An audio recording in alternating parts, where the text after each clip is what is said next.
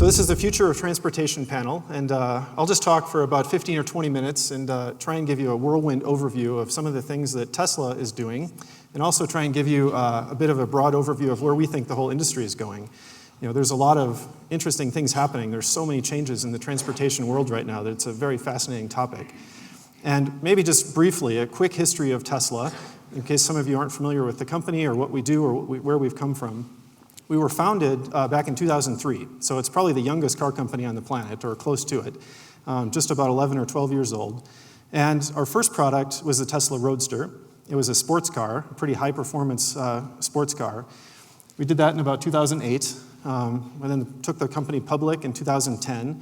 And then in 2012, we launched the Model S, which is the car that you see outside, and are busy building a Model X, which is an SUV on top of that same platform. Just this year, we launched the all-wheel drive version of that same car, and so will the X be all-wheel drive. And as of today, we've delivered over 50,000 cars and are building cars at a rate of over 1,000 a week. And today have about 11,000 employees, which is pretty amazing to me and kind of scary in some ways, given where we've come from. And also, I think interesting and relevant for this conference is where Tesla started and where oil was. So many people ask, oh my gosh, are you terrified? Will there be a future for your company if oil is at $50 a barrel or less? Well, when we started the company, oil was at $30 a barrel. So it really wasn't, as a case, we didn't start the company in order to mitigate the price of oil. We really started it because of the long-term trends we saw in energy storage, in batteries, and also in the environmental impacts of burning oil. And we knew that oil would be volatile. It still will be going forward. So I don't think the current price of oil has any really material impact on the long-term trend of electrification or of the changes happening in transportation in general. And maybe just a quick history on batteries, because I'm going to talk quite a bit about batteries. For most of this century, batteries were pretty much typified by lead acid. That was the state of the art. That was the best battery that people could make, even as of about 20 or 30 years ago. And the first EVs were actually powered by lead acid. Even some of the cars that General Motors built in the 90s were lead acid powered electric cars. And it was just too heavy, it didn't have enough range, and it didn't have enough acceleration to be a competitive product. But lithium-ion batteries and a whole host of kind of technologies around lithium-ion have come on the scene in the last decade or so and changed that pretty dramatically. Suddenly we could get 4 times as much range in a given weight. And you could finally make a car that was actually competitive with gasoline. And that was really the key that let us start the company. That was the technology shift that made a change so that there was a new competitive product that could happen. And these improvements are continuing. I'll talk more about that in a minute. But Tesla was the first company to commercialize lithium-ion batteries and actually put it in an automotive product and sell it. Today that's pretty commonplace. Just about every car company on the planet is working with lithium-ion, and this will be a huge part of the automotive future, both in hybrids, plug-in hybrids, and pure EVs. But 10 years ago, this was not state-of-the-art, and it was not intuitive. Lithium-ion batteries were mainly invented for consumer electronics, for your laptop, your cell phone, things like this, and they weren't really exactly designed for automotive use or even utility stationary storage use. So we went to a lot of work to try and customize and adapt those. And still today, it's finally beginning to happen, but we're still in the transition of really custom designing and modifying lithium-ion batteries, chemistry and their construction, to represent, automotive usage. Because still today, actually the majority of lithium-ion batteries go into electronics, more so than cars, still today. And another thing that was, I think, a really important first and a change that Tesla pioneered was making a car that was really desirable. New technologies in automotive, and especially electric cars, were stereotyped as golf carts, as these little neighborhood electric runabouts. They couldn't be fast. And we tried very hard to change that, and I think did change that perception with the Roadster. It was a car that competed head-to-head with gasoline sports cars. It was fast, it was fun to drive, and it looked good. So people were buying this based on the car that it was, not just the fact that it was electric. And that's going to be an important trend in the future as well. I don't think we'll see just electric vehicles or hydrogen or other types of vehicles competing in their own little niche. We're going to see all these kind of technologies competing head-to-head with each other. And customers want to go buy the best car that they can, and they don't really want to just focus on one attribute and then forget everything else. And as we've gone forward, we've also taken a much more ground-up approach. And I think this is also a very key thing for why the Model S turned out to be, I think, a really good car, was that we started the engineering from the bottom up. we didn't convert a gasoline car into an electric car. We took a clean sheet approach, looked at the physics of how we would package a battery pack, what the best place to put the battery is, and this big thing that you see, that sort of silver mattress-like thing on the bottom, is the battery pack. It's the heaviest part of the car, and it's also the lowest part of the car. So the handling can be extremely competitive. And a lot of people ask and look at sort of the demand characteristics of electric vehicles in the market today, and even plug-in hybrids. And I think it's a little bit misrepresentative to look at the total sales figures today, because there aren't very many models of cars out. And there are even fewer models of cars that were designed from the ground up with a really, really serious mission to be an electric vehicle. Most of the electric vehicles out today are converted from gasoline cars. And if you do that, you end up fundamentally compromised. You can't put the battery where you want it, and you can't make as good of a car as you can otherwise. So today, there's only maybe about 3 or 4, really genuine, ground-up electric vehicles and plug-in hybrid vehicles to choose from. So it doesn't give you a broad market representation. Also, all-wheel drive is another really interesting characteristic, and more broadly than just all-wheel drive, the controllability and the software control and the dynamic control that you can get with these different types of propulsion systems is very unique, and it's a lot better than what you can do with gasoline. In a gasoline engine, you have to adjust the flow of mass and air and fuel in the engine, and it takes time. So you can kind of feel this, when you step on the gas too much and the wheels might spin up and then they try and stop, and it's kind of a clunky system. With electric vehicles, any type of electric vehicle, you can control that flow of power much more accurately and much faster. So we can make some of the best all-wheel drive cars in the world. The performance in snow is amazing. The tires don't spin up too much. They really never spin faster than the road. And we can control that in a computer, very precisely. Overall, these are just some quick specs on the Model S. I think some of the things you see are that it's an incredibly fast car. This thing is one of the fastest vehicles made in its highest performance category. And that's not intuitive for most people when they think of electric or alternative propulsion, alternative fuels. But it's one of the key defining characteristics of this new technology, is that it can actually do better at a lot of the things that customers really want, which is delivering torque, controllability, and connectivity as well. I'm going kind of fast here, but I want to get through this quickly. So another really important aspect of what's going to happen to cars, I think all cars in the future, is the way that the interface in the cars work, and the way that they're connected to the outside world and to the rest of the devices, especially the electronic devices that you use. And with the Model S, we took a pretty bold approach here, and we went to an all-glass cockpit. It's something that most airplanes did quite a while ago. And if you kind of look into the cockpit when you get on most commercial airlines, you'll see a bunch of sort of flat screen monitors that tell the pilots everything they need to know. Well, cars have never really done that, but there's no reason why. There's no good reason why. It's a phenomenally nice way to arrange information. We can adjust the layout and software. We can overlay screens on top of each other, and we also have all the controls, almost all the controls, on that center display on a touchscreen. So it behaves much more like a giant iPhone than sort of an older generation car with a whole bunch of knobs and buttons and switches. Because once you build a knob, and put a wire to it, you can't ever adjust that. And one of the key things with the Model S is that we can adjust all the software wirelessly. So having over-the-air updates is one of the key defining features of the car. Every quarter we send out a new software update to the car that can tweak and tune and optimize this user interface, can fix some features that customers might have asked for, things like that. And I think that also comes to, generally there's going to be more of a culture of software and electronics in cars. And this is a shift that's already happening, but it's just going to continue to happen. 50 years ago, the automotive industry was 95% mechanical engineering. It's big stamping of steel, and it's mechanical engines and crash structures and everything about that. And the electronics were a really tiny part. The ignition system was sort of the big electronic system, or the radio. But this has changed completely today.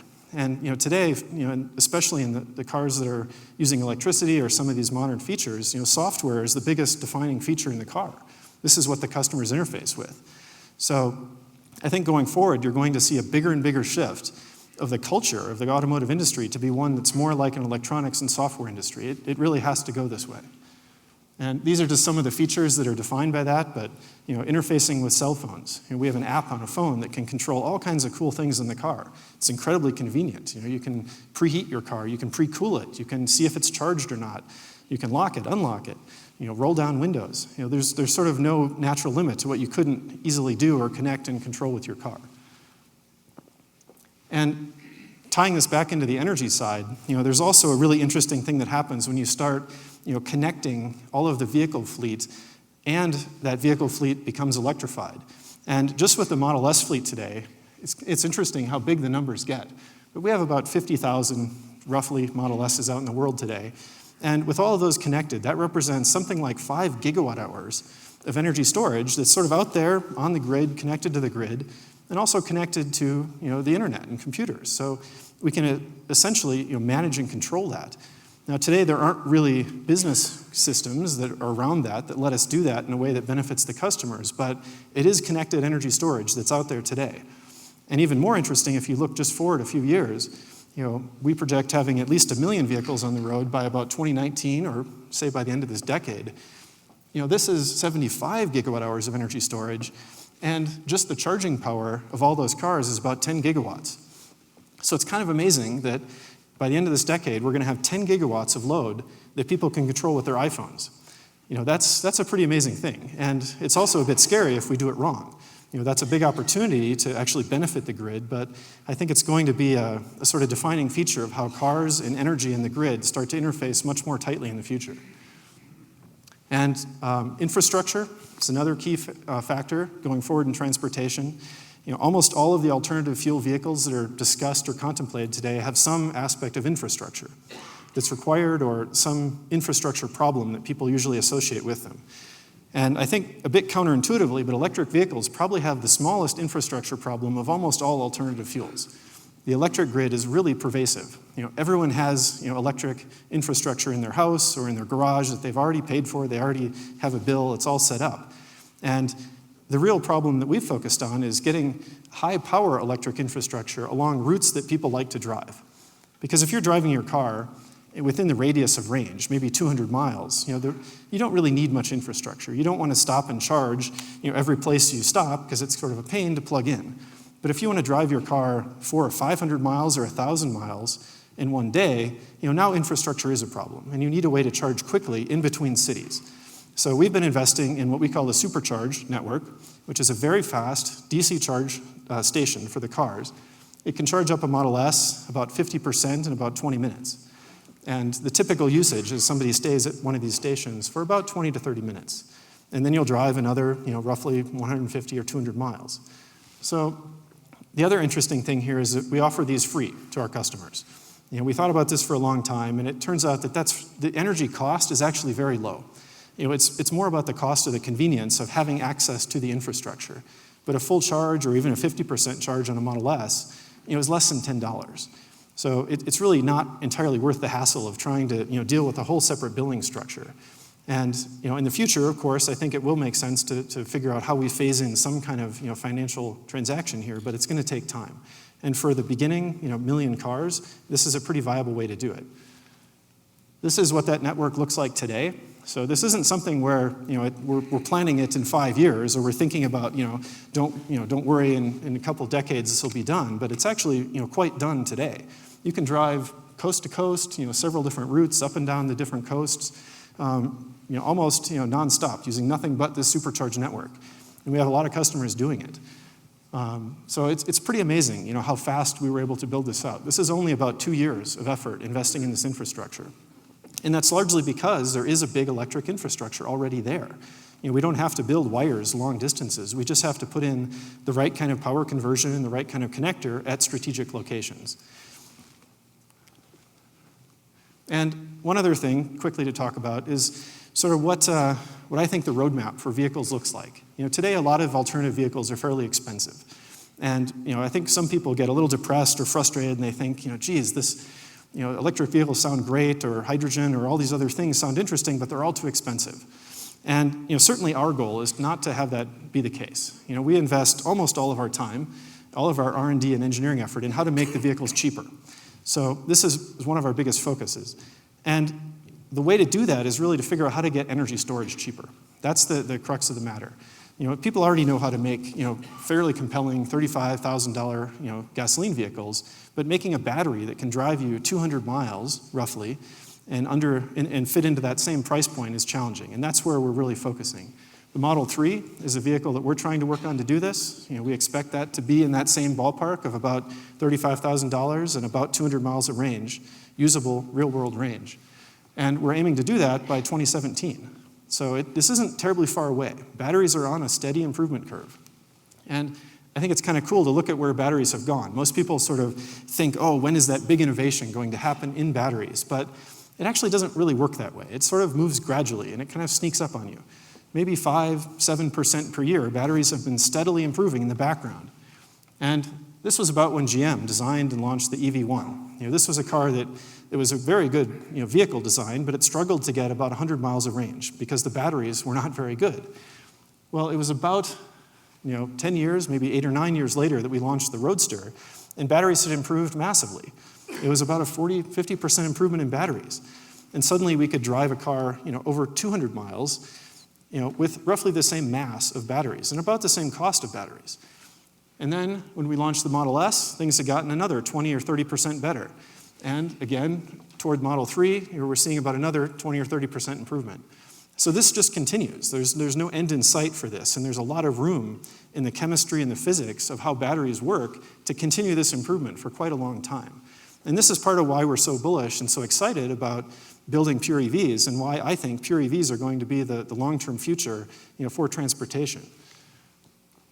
The other factor of this is that you need a lot of batteries. And I think this has been discussed at some other points in this conference, but the supply chain of how do we make enough batteries to supply the demand to start changing the automotive fleet over to electric is a big challenge. And this is sort of a quick graph showing the whole worldwide battery supply industry last year in about 2014, I guess it was 2013 at this point, and Tesla's demand was about 10% of that. That was just for the Model S. And that was okay for the Model S, but it definitely doesn't scale for Model 3. By the time you get to a car that's sold in the hundreds of thousands, which is still small for the automotive industry, suddenly the whole world battery industry has to double. And that's a pretty tall challenge. But it's also a huge opportunity to reduce cost and to do this in better and different ways so that we can find economies of scale that didn't exist before, and we can customize the technology in the battery so that it can more appropriately drive cars instead of cell phones and laptop computers. And this, the way we've attacked this problem, this is just Tesla's view on it, but we've decided to take a pretty end-to-end approach. And today the whole battery supply chain is really scattered throughout Asia. Almost all lithium-ion batteries are built in Asia, and then they have to get imported over here. So it's very inefficient. The materials that go into that car have gone around the world before they actually get to the car. So clearly that's not a very smart way to do that.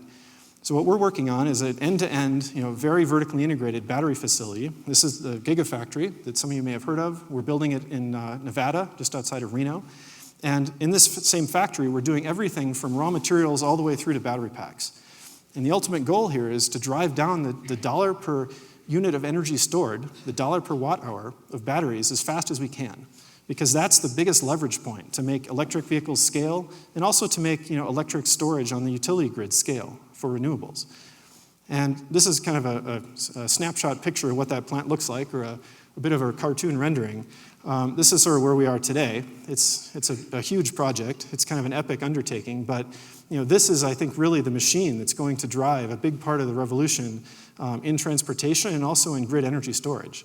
Because if we can hit our targets, our cost targets that we expect we will on this project, suddenly we break through a barrier where it becomes very cost efficient and very competitive to drive an EV versus a gasoline car.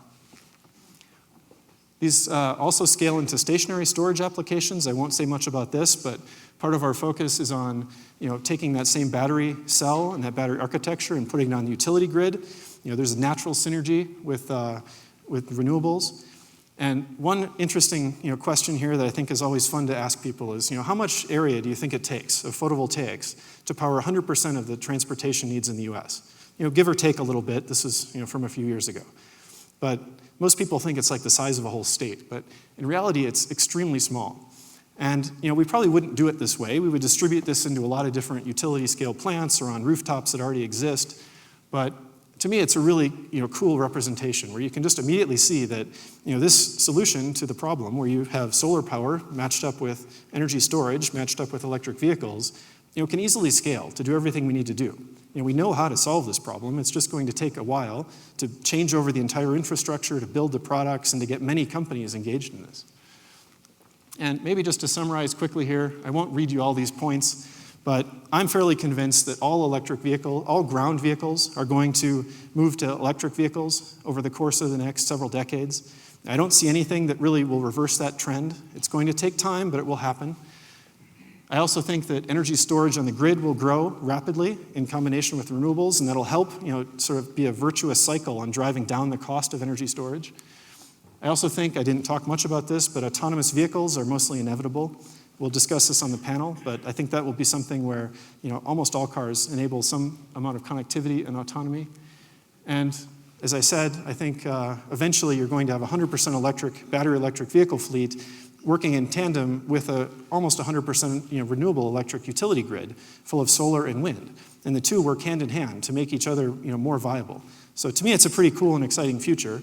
I hope we can get there as fast as we can. That's sort of what we spend all of our time on. And with that, I'll wrap it up and get over to our panel. So thank you.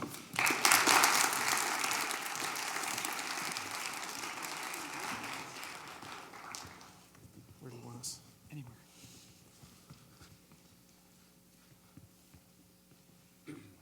Well, good afternoon. My name is Stefan. I'm a consulting professor at the Precourt Institute at Stanford. This is our last panel. We're going to have a bit of fun talking about the future of transportation and various kinds of vehicles. First, you've already met J.B. Straubel, CTO and co-founder of Tesla.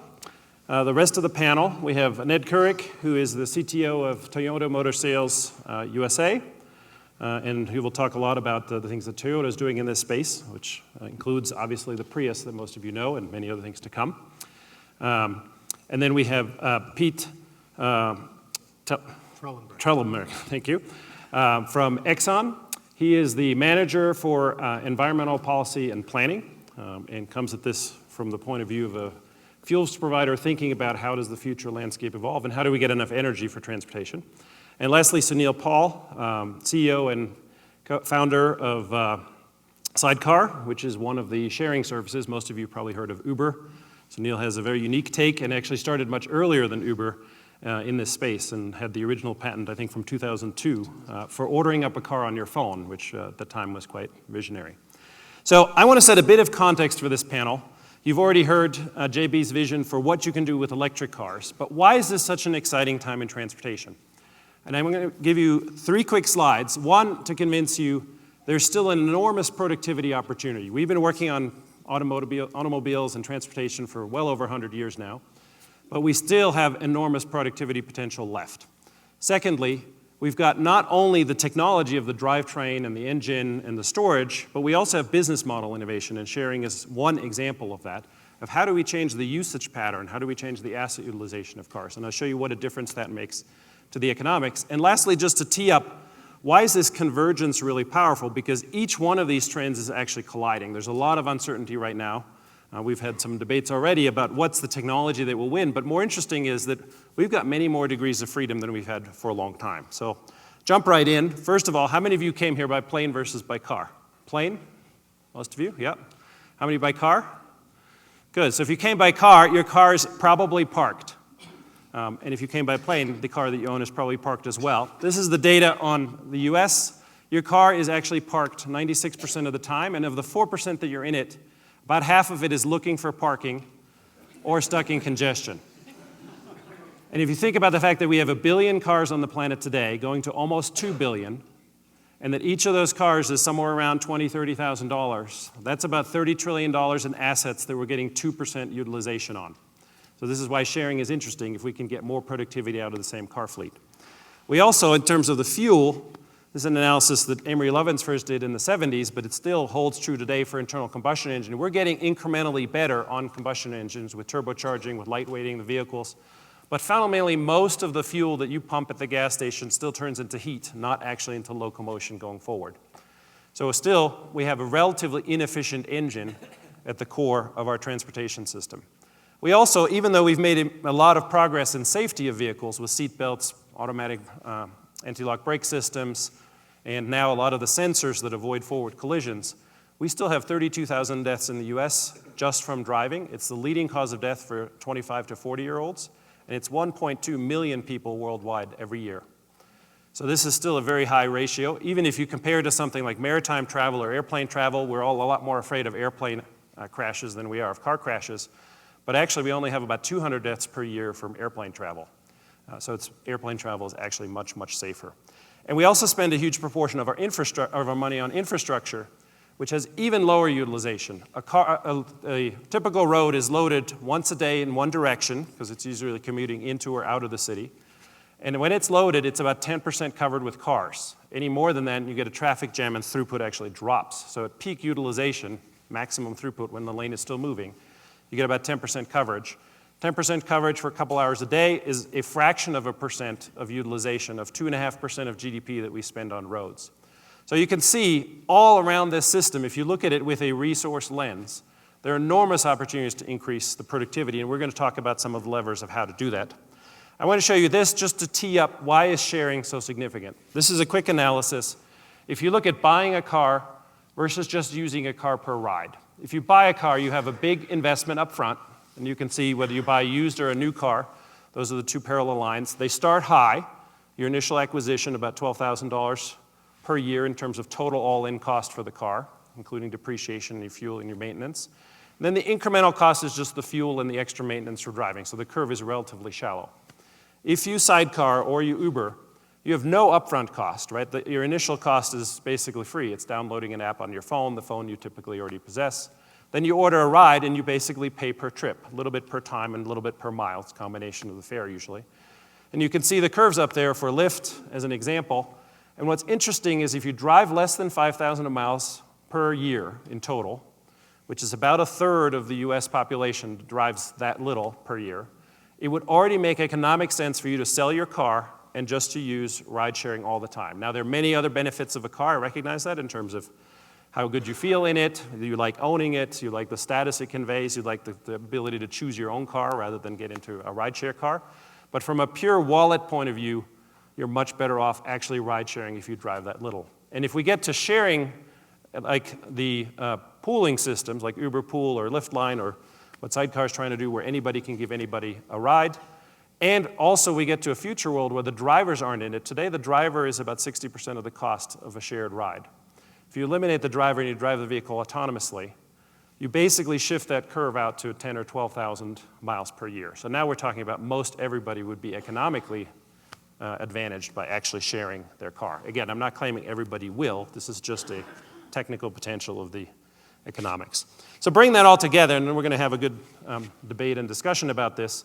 You've got what JB showed, the electrification, dramatic improvements in efficiency and the performance of the car. You have a whole bunch of technologies now coming in that head towards the Google autonomous car. Many of them are coming in incrementally, helping you brake, helping you avoid collisions, helping you follow a lane. 90% of all the accidents are actually human error. So if we have the computer watching our surroundings all the time, we can get rid of many of those. We also have, as JB already teed up in his presentation, the connected car. The car talks to your phone, talks to the internet, knows where the traffic is, knows where the restaurants are, where your charging stations are, any of those. We can begin to optimize where we route cars. If you look at the freight domain, companies have been doing this for decades already. UPS with its right turns only and optimizing the schedule of the drivers.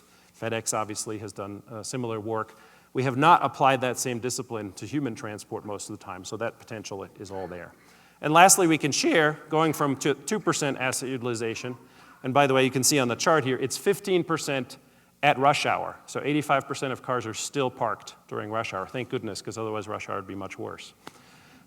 What's interesting, you put all that together, there are synergies across these. If I share, I can have a small battery in my primary car, but I can trade in for a bigger battery with a longer range when I need it. An autonomous car can go recharge itself while I'm not using it. So not only does each of these levers create a benefit, but the combination actually becomes even more powerful. Some quick back-of-the-envelope math at the top. If you have a compact car today, it's about 67 cents a mile all in. If you drive an SUV, it's a little over $1 all in, full cost.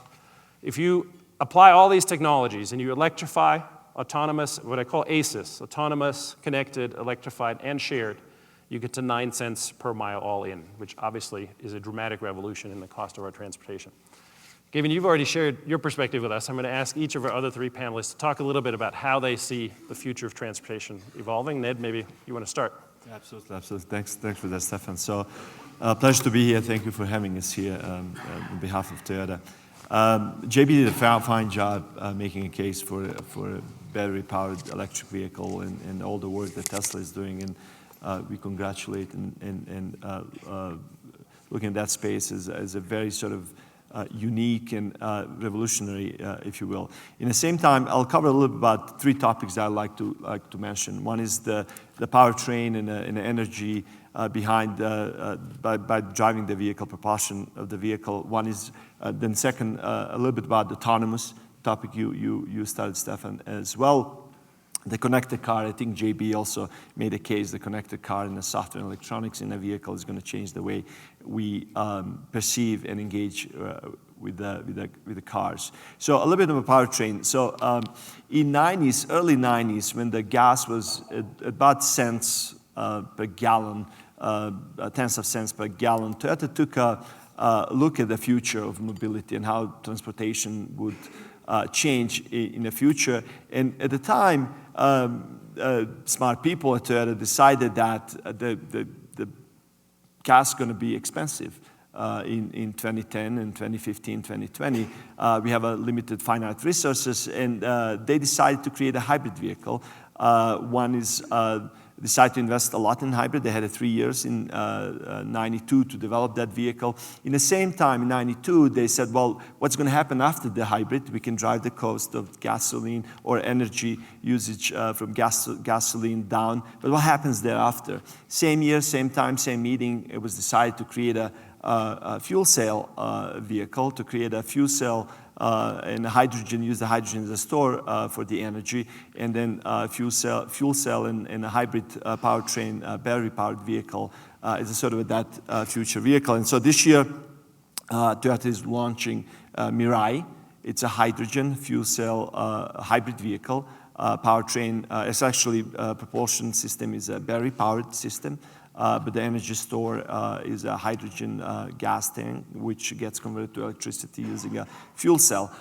So we're launching that vehicle on the market. We're building infrastructure, supporting California and East Coast states to build that infrastructure. And we believe we are at the beginning of something wonderful. People doubted Toyota in mid-90s that, what are you doing with this Prius? What's going on here? You'll be losing money. It's a scientific experiment. 7 million vehicles later, we have a very strong hybrid. We take sort of a portfolio approach to vehicle mix. So electric is going to be a very important hybrid and so forth. So that's a little bit about, we truly believe that we're on the verge of hydrogen society. I don't know if it happens 20 years from now or 30 years from now, but I think hydrogen society, just given the hydrogen is anywhere as element in our universe, we have a huge potential of leveraging and harnessing the power of hydrogen. Second, a little bit about autonomous. Autonomous will happen, semi-autonomous will happen very soon. We already see semi-autonomous. I think it'll happen first as a fleet in the campus locations and very sort of predictable point A to point B type of transportation needs. We'll see it at the universities, at the government campuses, corporate campuses, airports, and so forth. Number of airports in the world are testing. There's one in Heathrow, have pods that are completely autonomous, taking people around. So that will happen. The vehicle, a personal vehicle, full autonomous is a long tail. Probably it's going to be a long time before you can just order the vehicle and it comes and picks you up and you can read the paper. But the advancement in technology will drive us there. And the third piece I want to talk about a little bit about connected vehicle. I truly believe that what JP talked about, the software, electronics, and the software, is going to change our experience. We're going to experience the vehicle and transportation completely differently in the future. If you look at the new generation, they want that vehicle to participate in their life. They want to ask Google Now, Siri, Cortana, what's going on with me. And beyond that, it's going to be intelligence. It's going to tell you when to charge. It's going to tell you what meetings you have, what routes to take to get there. It's going to know everything about your life and so forth. I truly believe that's going to happen. We're working very hard to support the system to make that happen. So the future is electronics and the software, a lot more in that. And also the software going to be used to optimize the energy in the vehicles as well. Great, thank you. Pete, over to you. Yeah, let me just kind of reinforce a couple of the things you heard on the opening keynote from Rob. The world gets richer over the next 30 years, so 25 years out through 2040. Middle class grows by 3 billion people, so there's 2 billion middle class consumers now. There'll be about 5 billion in 2040. All of those are added in the developing world. About 1 billion in China, about 1 billion in India, and about 1 billion in the rest of the developing world. All of those folks demand more goods and services, including transportation, and they get into a range where they can actually afford to start buying vehicles. The big trend, if you're in the energy industry and thinking about transportation, is in the movement of those goods and services and people as driven by that growth in the global economy and in GDP. And so that ends up being focused primarily in the heavy-duty arena. When we look into the light-duty arena, or the personal vehicles, so the types of cars that Tesla and Toyota primarily are in, that actually, the demand for motor fuels for those vehicles actually peaks before 2020, we think, and then actually starts to slowly decline. Now, why does that happen? Vehicle miles actually double over that time period. So vehicle miles driven double, and efficiency about doubles. And efficiency doubles through a whole suite of technology, innovation, and adaptation, and the types of things that you heard from JB and from Nick, that whole suite of technology, so drivetrain technology, lightweighting of vehicles, turbocharging and downsizing of internal combustion engines, electrification, hybridization, all of those technologies combined are what allows vehicle fuel efficiency to essentially double over that time period. When we look out, we see tremendous growth rates for the two primary technologies that are represented by the gentleman sitting next to me. We think electric vehicles and sort of their close cousins, plug-in electric hybrids and that type of vehicle, we think they grow probably 35 to 40% per year through that time period. So think about that compounded over 25 years. Tremendous growth rate and growth potential. And we think hybrids off of what's a larger base grow at close to 20% per year over that time period. So when we look at the vehicle mix in the light-duty space out in 2040, we see hybrids taking almost a third of the total vehicle share, the hybrid drivetrains. We think that happens primarily because the costs come down and they don't have some of the limitations that you face with a fully electric vehicle. And we think electric vehicles are maybe somewhere in the 3 to 5% of the total global fleet, probably more in the OECD, maybe less in the developing world. But, and then they continue that penetration out past 2040. It's a little bit hard to get a clear lens once you get past 2040, which is kind of why we see, why we kind of cap our energy outlook at 2040. Autonomous vehicles and the application of technologies that provide vehicle-to-vehicle communication, vehicle-to-infrastructure communication, and overall we see those. We don't see fully autonomous vehicles. I have my own opinion on some of the things that will limit that. But we see increased use of technology and increased penetration of those types of technologies. And those technologies turn out to be really important to help drive efficiency in use. If you're thinking about greenhouse gas reduction and abatement strategies, relieving of congestion using those types of technologies is actually one of the least expensive ways to do that. So that's kind of a sort of a broad overview, and I'm sure we'll have a few more questions along the way. Thank you, Pete. Sunil. Yeah, thank you for inviting me and also for making the case compelling, in a really compelling way about why sharing can make such a big impact. So I'm founder and CEO of Sidecar, which is an app-based system that allows you to get a ride through a marketplace where drivers set their own prices for rides and riders get a flat rate for a particular trip. So if you're familiar with Uber, it's similar to Uber, but you get a flat rate for the trip, and you get to choose the specific driver. We've also introduced a delivery capability.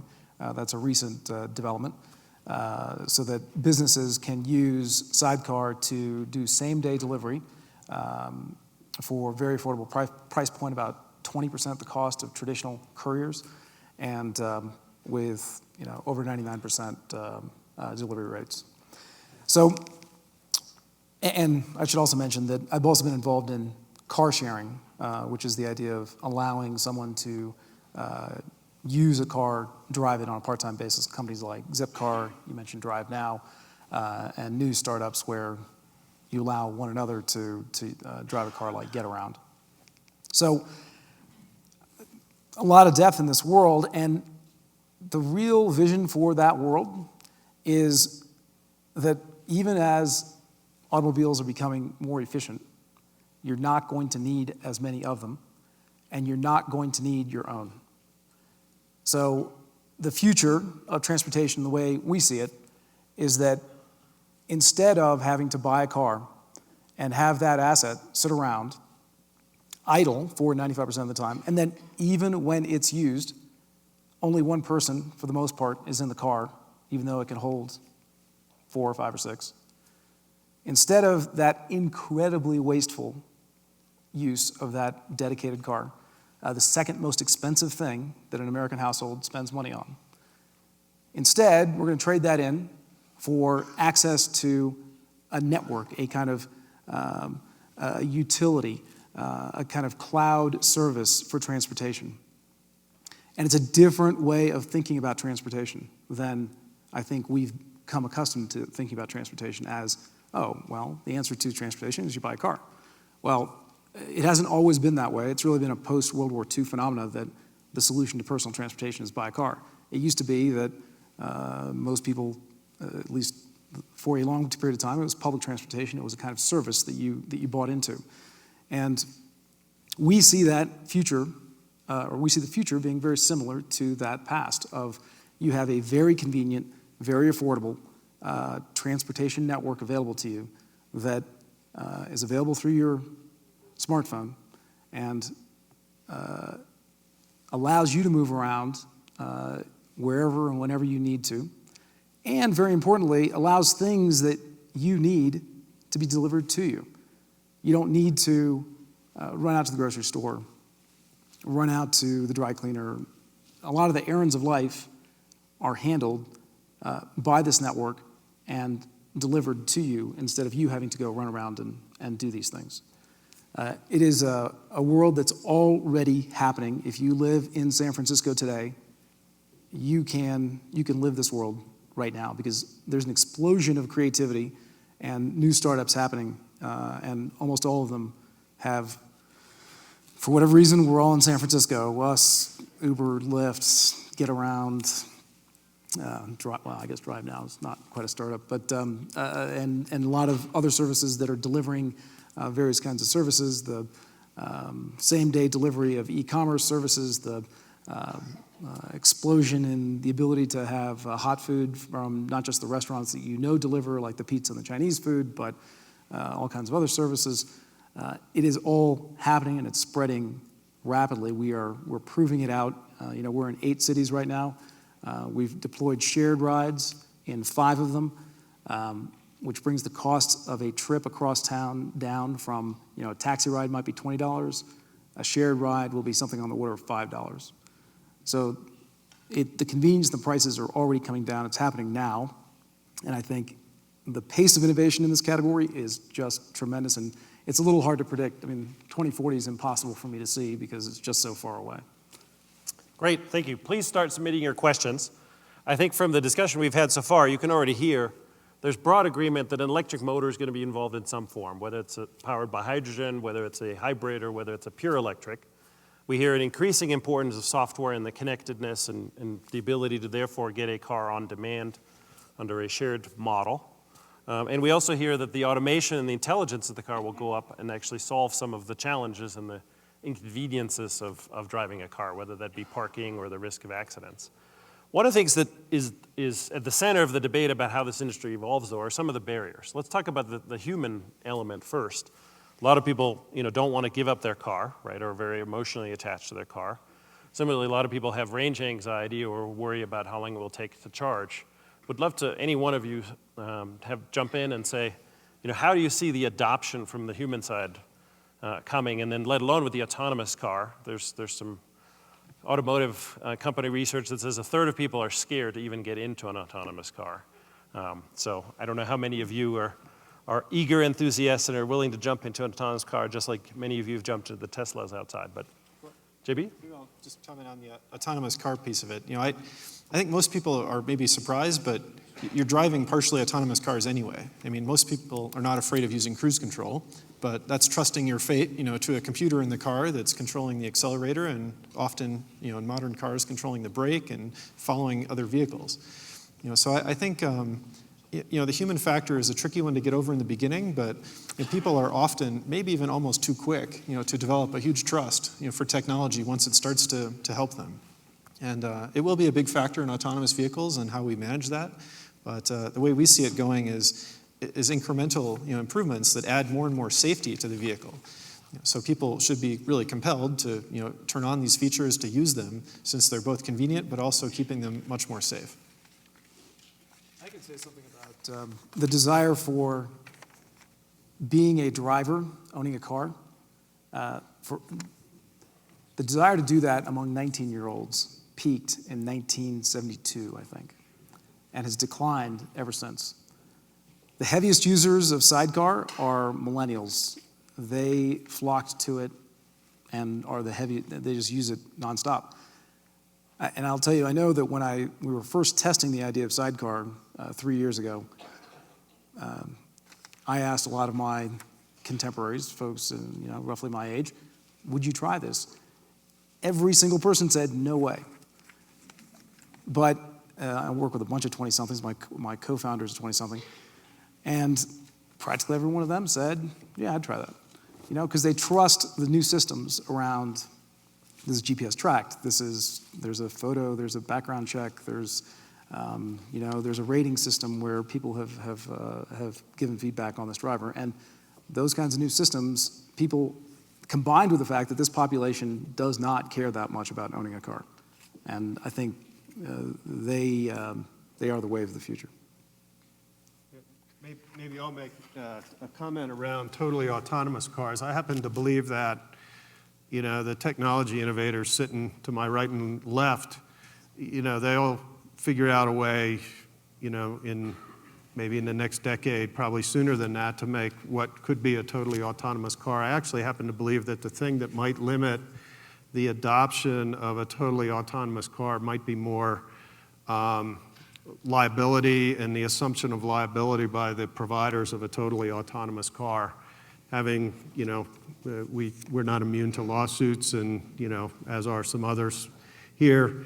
And I think, figuring out how the insurance industry and the legal system can actually address that liability in an acceptable way to help adopt what will ultimately end up being a technology that is far more safe than sort of the current technologies that we have. JB talked about the example of autopilot versus, sort of human flight, and, autopilot's, way more, way safer. I think we can do that technologically, but I think we're going to have some barriers that are going to have to be overcome within sort of the transportation system and the legal structure and the legal system that are actually maybe what slows the adoption of those technologies to a totally autonomous vehicle. With that said, I think a lot of the technologies that make, partially autonomous vehicles are going to be adopted and probably be adopted and accepted fairly quickly and fairly easily as, things like cruise control and some of the other features that have already been mentioned. So it's part consumer adoption, but part also our regulatory policies and our insurance system, which right now centers on the driver as the person that's insured. Yeah, there's other frictions in the system and those frictions in the system, wherever they exist, are going to have to be overcome. So we need to schedule more time for this panel next year, given the number of questions from you all. I'm going to try to get to some of them. One big one, building on this theme of the liability, was hacking. Given that the car is getting much more connected and getting much more software controlled for all of you, I guess, how do you deal with hacking? How do you think about that as a problem? Ned? I can start a little bit about that. It's a real problem. The software is.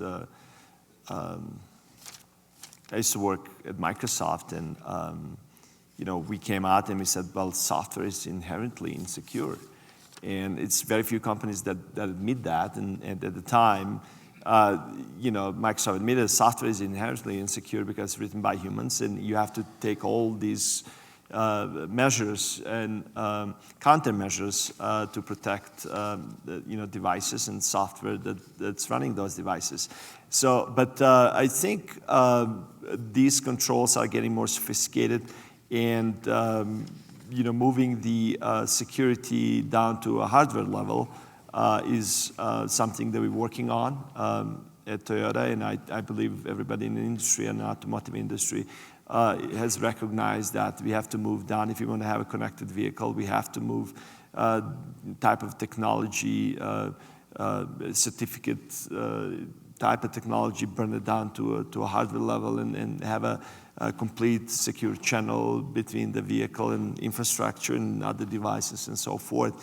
It is something that we take very seriously, and we collaborate with the industry and governments to work on some standards and protocols, and try to answer and create some measures, countermeasures in that space. How do you prevent hacking? Well, I think it definitely needs attention. We need to be diligent about this, but there are solutions to this. There's tons of industries today that are very dependent on software, tons of products that are extremely critical that still function well. I mean, power plants are software controlled for the most part. The electric grid, most airplanes are software controlled. But we're able to find systems and ways to add security layers to those products and those devices to prevent this kind of hacking. I think hacking gets the most attention at the really sort of consumer level, very unprotected type of systems. And that's a lot different than how you would architect a control system in an airplane or an autonomous vehicle or something like that. But all that said, we definitely have to take it seriously. Great. Sunil, any comments? I think It's covered. it's less of an issue for us, frankly. I mean, So there's not that we don't another worry about it, whole set of questions. Both Toyota and Tesla have opened up their patents. In the case of Toyota around fuel cell designs and the hydrogen economy. In the case of Tesla around electric drive. The questioners asked, so that's a way to create an ecosystem. How do you guys think about partnership opportunities? And there's some other question here suggesting, why doesn't Tesla do car sharing with Sidecar? Could Toyota do a car optimized for car sharing? So I'll throw it open to all of you, but how do you think about partnerships in this evolution of the ecosystem? Well, Toyota and Tesla have definitely done some partnerships in the past. I mean, we collaborated and actually built a RAV4 EV together several years ago, and I think it was a great product, pretty successful product. And it was a good example even before all the IP openness that both of the companies did. Showing that I think we can work together, and there can be a lot of collaboration around some of these new technologies, and particularly when it comes to some of the infrastructure and the common customer hurdles that everyone has to address. I think the collaboration can be really helpful. And there is a lot of speculation already. I know there's, especially in concept cars and the idea of cars that are easy to share. There's less work around integrating ride sharing, but we do see that as especially the integration of delivery and people, we announced recently a unique capability where we're able to move people and packages in the same car. And as we continue to scale that up, that has interesting implications for car design as it scales up. Yeah, we've had a long-standing collaboration, and sort of generally in the fuel supply industry, the energy industry, we have a long-standing collaboration with Toyota. on looking at advanced vehicles and fuels, and it goes back decades, and as well as lubricants. And so there's a very natural collaboration there. I think the thing that's maybe the new and different opportunities are sort of not those natural, long-standing type collaborations, but these very new and very different business models that are, sort of all sort of in the Bay Area and Silicon Valley, and sort of that whole incubator of these really, dramatically different business models. And I think those are what's really, really exciting and new and different. But, long-standing collaboration on supply of energy and supply of fuels and supply of lubricants and materials to lightweight cars, and this whole suite of forward supply into the automotive industry. I would echo that. There's quite a bit of collaboration and partnership going on in the industry, whether we collaborate with Exxon, or we collaborate with Tesla, or Zipcar, or BMW on hydrogen. So there's tons of partnership and collaboration. It's a quite open in strong partnership. We're gonna, if you look at the hybrid space with gasoline-powered hybrids, that's going to continue to grow. I mean, we truly believe that space, when we get a Prius to drive 100 miles to a gallon at a price point where anyone can offer that in developed world such as ours, and or developing world, we'll see a huge further collaboration with companies that produce gasoline. So judging from some of these questions, the audience believes this is a great set of technology solutions for rich San Franciscans, rich New Yorkers, maybe here in Vail. But how do we get it to scale, geographically get it to scale to the broad middle class? And how do we think, going back to your comments, Pete, right, most of the growth in automotive usage and mobility usage actually is developing countries, and in a whole bunch of cities that are now rising in those countries. Mm-hmm. So maybe if you could start and talk a little bit about how do you see transportation needs evolving there, and then Sunil, maybe talk about how well does sharing scale beyond cities into suburbs, into rural areas? Yeah, the macro trends driving that, you have urbanization. It's a very natural sort of trend that comes with growth in wealth. So you see, more people moving from the countryside to cities. If you've kind of watched what's happened in China over the last 20 years, you've seen that trend, and you see that we expect that you'll see that trend in other, parts of the developing world, Africa, Middle East, so forth. So when you get into the middle class, you're going to make, you get the opportunity to make your first purchase decisions, and tends to start with sort of appliances that enable the types of things we all take for advantage. So a refrigerator, for an example, to keep your food from spoiling. And hugely valuable if you've not had that privilege that we've all grown up with. You start to get other appliances, whether it's TVs or whether it's cell phones and so forth.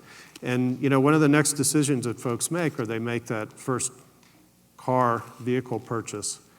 And that vehicle purchase ends up being very much driven by their ability to afford it. And so I think the thing that will kind of sort out ultimately sort of the market share of all these different types of technologies will be the ability, sort of where those prices shake out as some of these very new, very interesting emerging technologies come quickly down the experience curve, which is what we've seen on hybridization, what we're seeing on electric drivetrains and batteries. We see it in, we've seen it in automotive, way back in the early days of automobiles as well. And so I think that, that affordability. The other trends that you see that are going to be very important to help kind of shape the energy industry and the transport systems tend to be environmental trends.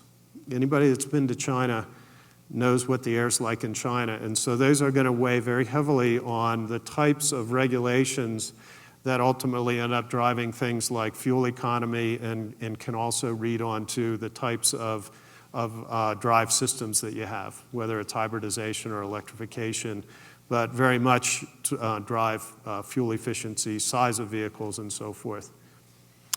So Neil, tell us Well, how to scale beyond cities. I think Pete's first comment is the most important one here, which is 50% of the world's population now lives in cities. And that number is only going to grow. This idea of a transportation fabric, a transportation utility, a transportation service, like a cloud service, it benefits from density. And the price comes down and gets better and better, and the service gets better with greater density. The same is true, by the way, for electrical service and gas service and water service and every other utility. For example, we have a service called shared rides, where we're able to take people who are headed to the same destination, match them up, put them in the same car, and have them split the cost. That service is awesome because the average diversion is only 3.6 minutes, and the average savings is about 40% off. So it's great. It's efficient and low cost. It benefits a lot from density. If you're in a dense city, it's going to work a lot better than if you're out, and it's not going to work out in the rural areas unless you happen to be along a corridor. So I think a lot of the sharing economy ideas, it's going to be more challenging for them to work in the rural areas. And U.S., Canada, and Australia have kind of a unique characteristic around their transportation grid. They're a lot more spread out than the rest of the world, but it's a bit, when thinking about the opportunity and sort of how these technologies affect the world, it's a bit myopic to think about the middle class as suburban America. The middle class for the world is an urban experience, and that's very much in our minds as we think about further expansion.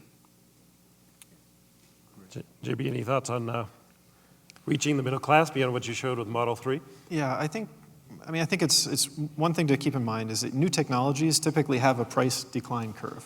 And this is true of pretty much every new technology we can think of in recent memory, whether it's a cell phone or a computer or a flat panel display. They typically start expensive at a high end and then work their way down until it's sort of the ubiquitous technology. So I think we're going to see that same thing happen with all kinds of alternative technologies in vehicles, whether it's autonomous technology, whether it's connected technology, or battery or electric propulsion. The other thing that I don't think we should lose sight of is that electric, or let's just say plug-in vehicles in general, are cheaper to operate per mile than gasoline by a pretty large fraction, maybe by a factor of about 2 or 3 in their actual variable cost. So I don't think it's going to be that long before we start to really change our mindset and think of electric vehicles as the cheapest vehicles to operate. And once that starts to become well understood, and once we get enough products that have an initial price that's accessible to people, I think the electric car is going to start to be seen as the actual cheaper alternative. And it'll be more that gasoline might be the more expensive alternative that that the very entry market folks can't necessarily afford. So I think we may see a shift in how that thinking goes. One last question to each of you. We've seen a lot of new entrants already in this space, from Uber, Sidecar, Tesla, as you said, is the youngest automotive company in recent history. Who else is going to show up? A lot of rumors about Apple getting to this business doing autonomous car. Each of you, maybe your best prediction about 1 or 2 new entrants, still yet to see? Go ahead. Well, sure, I'll start out. It's hard to predict, of course. I have no insight into what Apple may or may not do, but I think we'd welcome them. It'd be an interesting dynamic, of course, to have more companies, and I think more companies with a new perspective in the automotive space. That's something we've found kind of entering this market, is that it's been a very sort of tough industry to break into. The culture is very closed, and it has been very consistent for 100 years. So I think it'd be awesome to see more companies, more startups get in this space.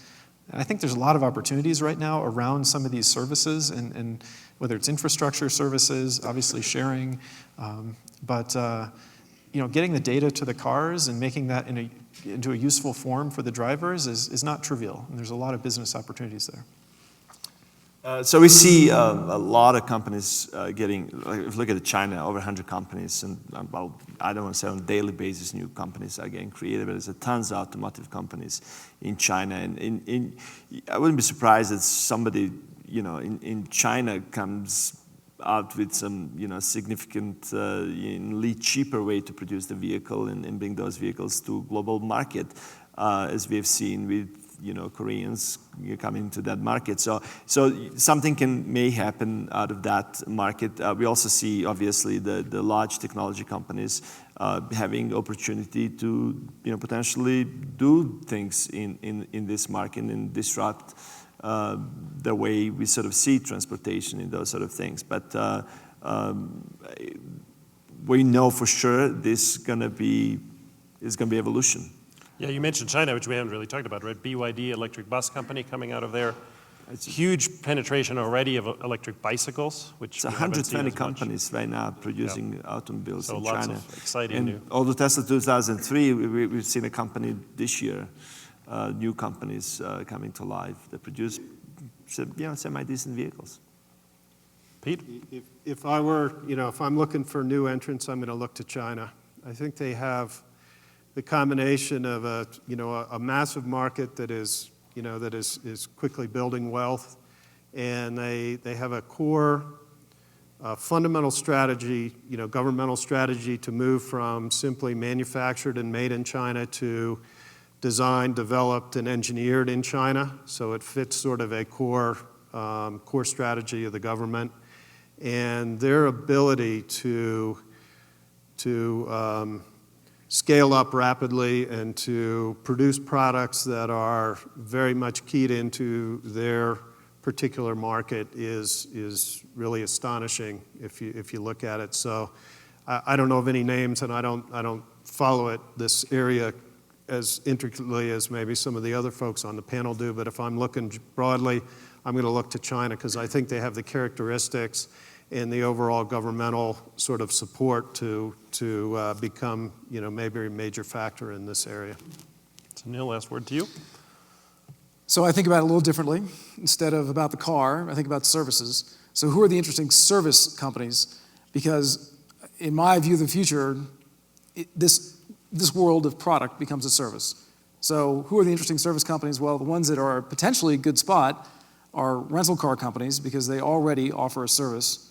And logistics companies, so Avis, Hertz, FedEx, UPS, at least on a theoretical level, are well positioned to do something interesting in this new service-oriented future.